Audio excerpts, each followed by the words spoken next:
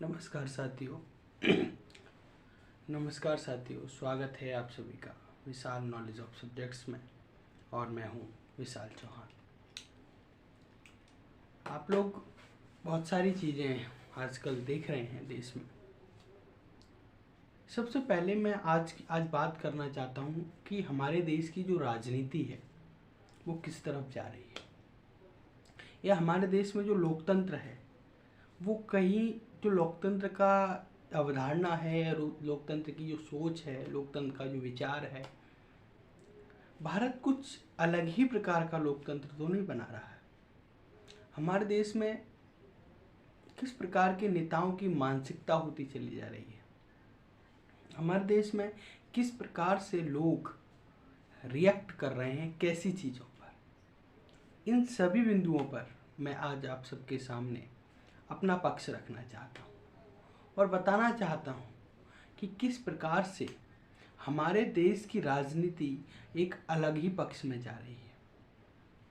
आप सभी लोग टीवी, सोशल मीडिया, यूट्यूब के माध्यम से बहुत सारी खबरें, बहुत सारी चीज़ें आप लोग देख रहे होंगे। अभी आपने 2 दिन पहले दिल्ली की जो एमसीडी का सदन है उसमें जो हुआ वो आप लोगों ने जरूर देखा होगा। और जब वो आपने देखा तो आपके मन में क्या आया होगा। सोचिए कि जिन लोगों को हमने चुन के भेजा है, जिन लोगों को हमने इलेक्ट किया है इसलिए कि वो हमारे क्षेत्र में काम करेंगे, हमारे क्षेत्र के जो सुविधाएं नहीं हो पा रही हैं उन सुविधाओं को अच्छा करेंगे, हमने इसलिए चुना है उनको, और वो वहां जाकर क्या कर रहे हैं। वो सारे, चाहे वो किसी भी पार्टी के हों, चाहे वो आम आदमी पार्टी के हों और चाहे वो भारतीय जनता पार्टी के हों, किसी भी पार्टी के सदस्य हों, फर्क नहीं पड़ता, सारे के सारे जनता के द्वारा चुने गए सदस्य हैं। और जब जनता ऐसे लोगों को चुन रही है तो आप देखिए कि देश की राजनीति किस तरफ जा रही है। क्या राजनीति में और सदनों में, देश के सदनों में, क्या आपराधिक प्रवृत्ति के नेताओं की संख्या नहीं बढ़ रही है? जनता इस पर विचार क्यों नहीं कर रही है, इस पर सोच क्यों नहीं रही है? मैं देखो, इसमें जो गलती है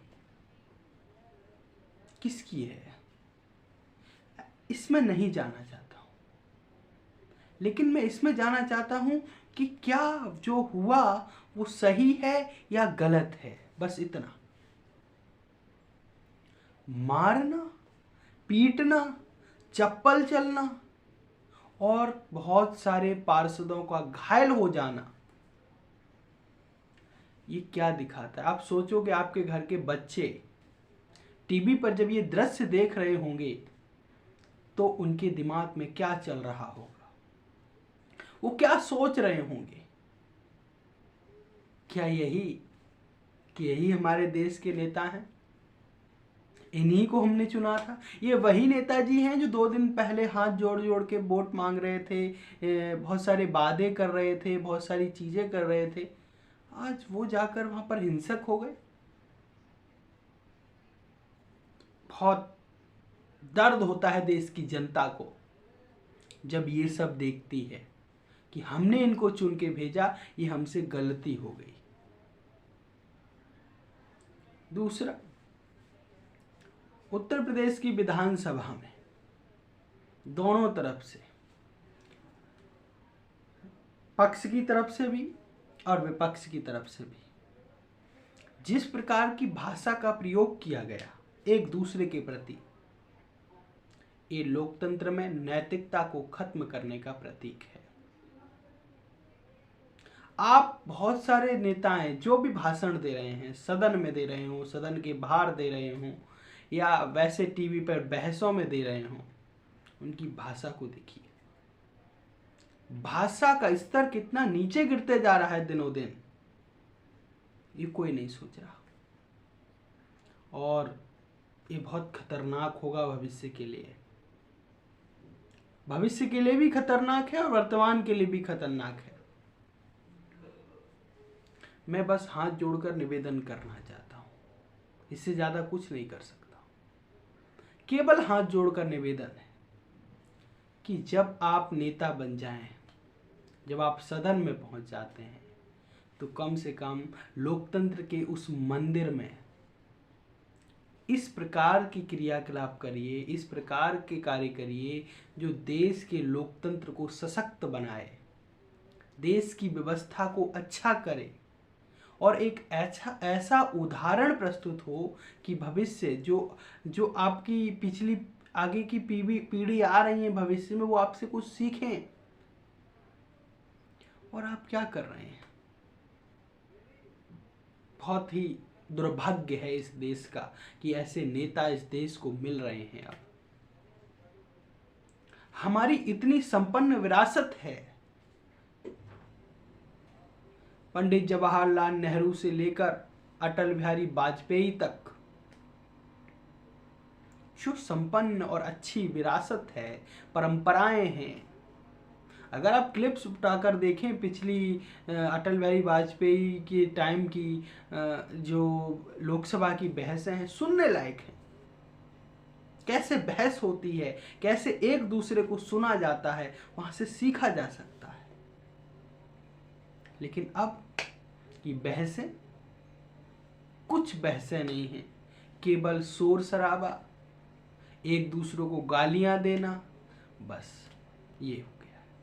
मैं सदनों में देखता हूं कि सरकार क्या, विपक्ष का काम तो है सरकार पर आरोप लगाना या सरकार की जो नीतियां हैं उसका विरोध करना, लेकिन सरकार का ये कार्य बिल्कुल नहीं है कि सरकार उनकी कमियां गिनाने लगे।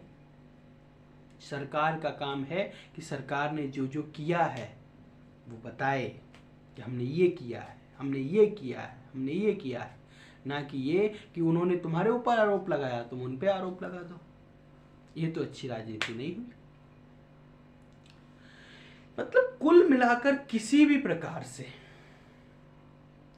हमें अपना चेहरा चमकाने की कोशिश करते हैं जो भी नेता लोग हैं। देश की जनता सब समझ रही है। 2024 का चुनाव है, मैं आप लोगों को बता रहा हूं, ये सारी चीजें और बढ़ेंगी। अभी तो ये इसका निचला स्तर है, बहुत छोटा है। प्रधानमंत्री के लिए इस प्रकार की भाषा का प्रयोग, एयरपोर्ट पर प्रधानमंत्री के खिलाफ ऐसे नारों का प्रयोग अच्छा नहीं है। विरोध करना है, सरकार का विरोध करना चाहिए, उनकी नीतियों का विरोध किया जाना चाहिए, लेकिन किसी भी व्यक्तिगत या ऐसे आपत्तिजनक नारे और ऐसी आपत्तिजनक बातें कतई नहीं की जानी चाहिए जो देश के लोकतंत्र और देश की राजनीति के लिए अच्छे ना हो। मैं बस आप लोगों से निवेदन करना चाहता हूं कि जब भी आप नेताओं को चुने आने वाले इलेक्शंस में, ये देख लें कि आपके क्षेत्र का नेता किस प्रकार का है, उसकी प्रवृत्तियां कैसी रही हैं, उसकी इतिहास कैसा रहा है, उसका चाल चलन कैसा है, वो एक दूसरे से कैसे पेश आता है, ये सारी चीज़ें देख लें।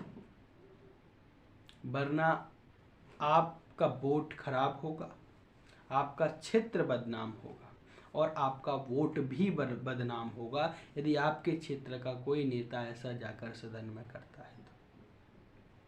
देखो, मेरा और कोई उद्देश्य नहीं है, बस मैं जब ये सब देखता हूं तो मेरे मन में मुझे बहुत बुरा लगता है, क्योंकि मेरे देश की जो राजनीति है वो अच्छी राजनीति होनी चाहिए। मेरे देश का जो लोकतंत्र है वो सशक्त होना चाहिए।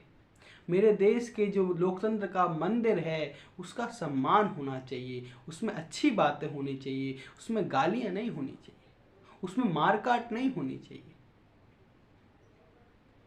जो सदन नियम बनाने का कार्य करता है वही नियमों को नहीं मान पाता तो क्या फायदा है ऐसे नियमों का, और जनता उन नियमों को क्यों मानेगी? माननीय महोदय, ये महोदयों को सोचना चाहिए, ये माननीयों को सोचना चाहिए जो सदन में बैठे हुए हैं। मैं देश की सरकार से देश की जनता से, देश की सभी पार्टियों से, देश के सभी नेताओं से विनम्र निवेदन करता हूँ कि आप लोग अच्छे उदाहरण बनिए। मैं एक छात्र हूँ, मैं आप लोगों से सीखना चाहता हूँ और ये जानना चाहता हूँ कि कैसे अपनी बात कही जानी चाहिए, लेकिन मुझे कुछ सीखने को नहीं मिल रहा आज की राजनीति से, केवल गालियों के सिवा। ये मेरा दर्द है, क्योंकि और ये मेरा दुर्भाग्य भी है कि मैं ऐसे टाइम में पैदा हुआ हूँ जब कोई ऐसी अटल बिहारी वाजपेयी नहीं है, जवाहरलाल नेहरू नहीं है, जिनसे मैं कुछ सीख सकूं, जिनको मैं प्रत्यक्ष देख सकूं। जो है मेरे टाइम में, वो कुछ ऐसे उदाहरण प्रस्तुत नहीं कर पा रहे हैं जिससे मैं कुछ सीख सकूं। मैं आज यही सब बात करना चाहता हूँ। आप लोगों से निवेदन है कि यदि आप लोगों को मेरी बात ठीक लगी हो, आप लोगों को लगा हो कि हाँ मैंने बात ठीक कही है या मैंने सही सोचा है, और आप लोग मेरी राय से राय रखते हो, तो कृपया अपना समर्थन दें।